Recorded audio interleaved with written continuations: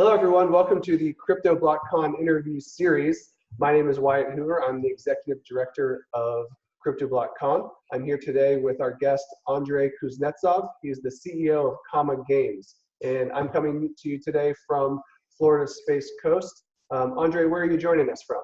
Hi, Wyatt. So first of all, thanks for having me here. It's a pleasure. And I'm currently joining you out of Dublin, Ireland. Yeah. Well, so we were in London together for CryptoBlockCon on September 25th.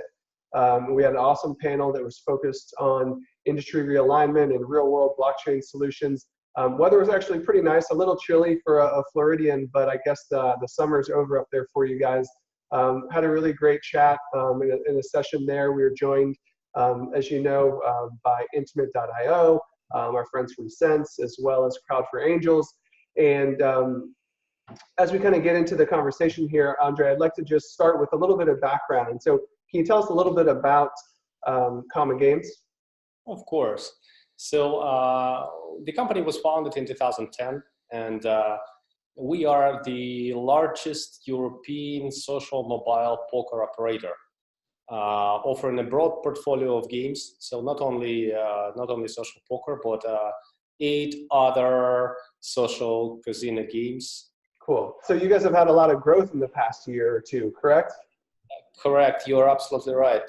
We've been growing decently all the years, I must say. But 2016, for example, to 2015, we grew 36%.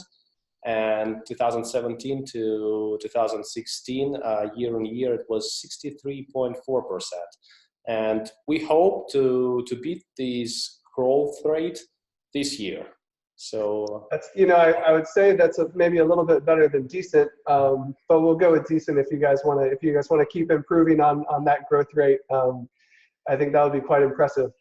Tell me, so next question I had for you is, there's always interesting stories as to how people kind of found out about blockchain technology or cryptocurrencies. And so what initially led you into kind of learning about the space and getting into the technology with KamaGames? We have always been looking and researching and testing different innovations. And that was probably the initial driver, which caused our interest to the blockchain technology and the whole cryptocurrency world.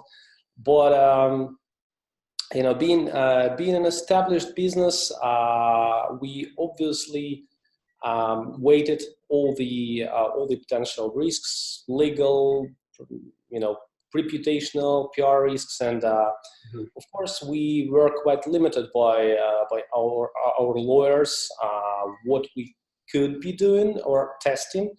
And eventually we decided to touch the waters, because the technology is really interesting and innovative, and we think that it's really part of the future.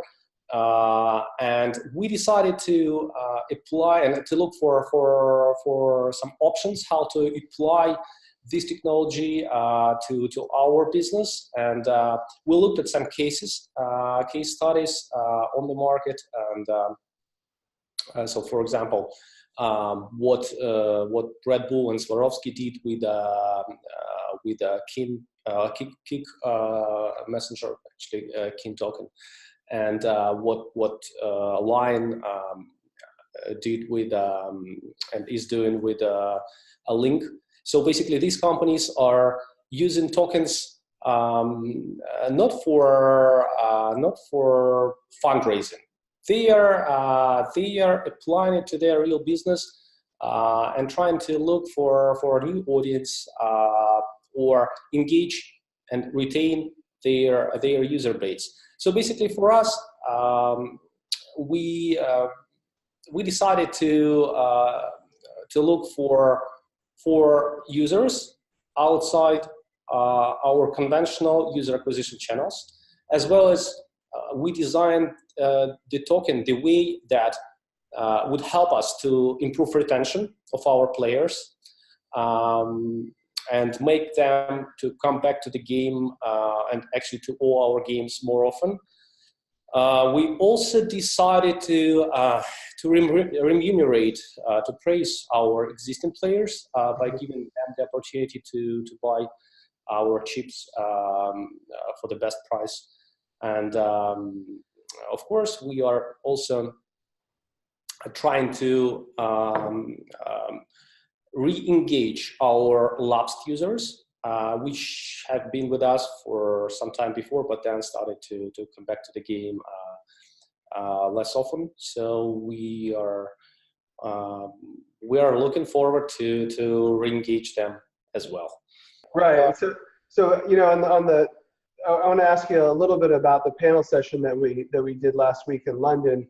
But I find it really interesting. Most of the groups that we work with are startups, and so they started a blockchain solution, and the tokenization part of it, as you mentioned, is a big part of their fundraising and engaging the community. And you guys, is already an established, very successful organization, look to groups like Red Bull and like you said, Swarovski, to kind of understand how they integrated the blockchain technology into their existing company and use that to leverage and re-engage a lot of their users. So that's a really interesting kind of unique aspect, I think, of how you guys are going about it. And so as we look and kind of think back to the session, the panel discussion that we hosted in London, it was focused really on real world blockchain applications. And you know, can you share a couple of key takeaways from that discussion that either you learned from the discussion itself, or you feel like that the audience really took away from the session itself? Look, I think that the panel went really well, and I think it showed actually that how versatile technology is, and that it can really be applicable to almost any industry. Mm-hmm. I believe that the technology obviously is not only designed to raise funds by the means of ICOs or you know, due to some other purely financial reasons or models. Basically, the era of real-world blockchain applications is to come, and when it comes, and we believe that it comes soon, the technology will drive massive adoption by itself, and that will make the technology the mainstream, right, in the future. So and it was really good to see that people are interested. They are doing these applications now, and that's the key driver in my mind for the industry. Mm-hmm. You know, you talked a good bit about, you know, why you chose blockchain for KamaGames, and so going back a little bit to sort of the innovation mentality, we talked about that a little bit, you know, personally when we were in London, and so I'd love to just hear a little bit more from you guys. Doesn't have to be blockchain specific, but you know, what other cool things is KamaGames working on that our audience might be interested in learning about? We are working on new games. We are planning to release until the end of the year, and hopefully our players will enjoy and we'll see Team Party game, PyGao. We are also planning to release standalone slots application, and at the same time coming back to the content in our existing games. Of course, we will add more slot machines, and we hope to continue to launch more and more in the first half 2019 and probably the whole year. Mm-hmm. Then we are also working on expansion in some regions. So, for example, in China, and it's been it's been not that easy, but it seems the progress is coming there, and hopefully we'll show some interesting results there. We're working on some B2B partnerships, and so, for example, one of the latest partnerships we had was partnership with a Poker Night TV show in America and Yuzu Games in India. And so as you build out the new additional games and in different regions, your users will be able to leverage the KGT KamaGames token to play and engage with all of those new applications as well? Absolutely. So our token can be exchanged on our virtual currency, which can be spent in any game. As I said, currently we have 9 games, but we'll have up to 3 more until the end of this year. Yeah, all these games, they will be applicable for our in-game currency, which can be gained by or via KGT. Excellent. Okay, so last question for you, and I'll let you go. I want to just kind of look at the big picture of the blockchain community. I'm always interested in hearing from people who are in the industry and kind of know the space a little bit better than your average user.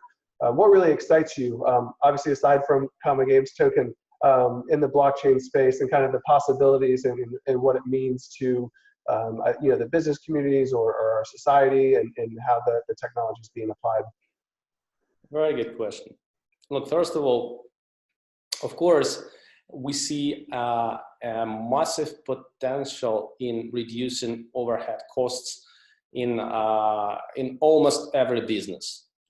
That's why actually we believe in the technology and we support it. And even when we're speaking about our project and sell some tokens and bring some new audience and praise our existing audience, it's one thing, good for the company, good for the players. But at the same time, we should remember that we are trying to present the technology to our 100 million players, and then now it's even more, so probably 105 million players. Right.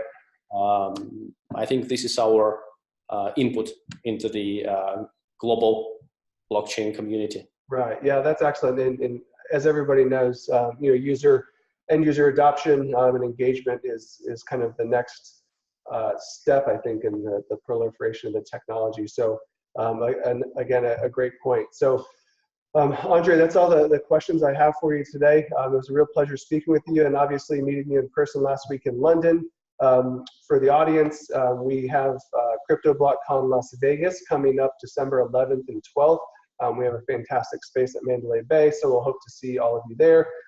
Andrey, we hope to see you and Sam there joining us as well. And until then, I look forward to chatting with you soon and hopefully seeing you in Las Vegas. It's been a pleasure to visit the event, to participate as a panelist, and thank you. Thank you.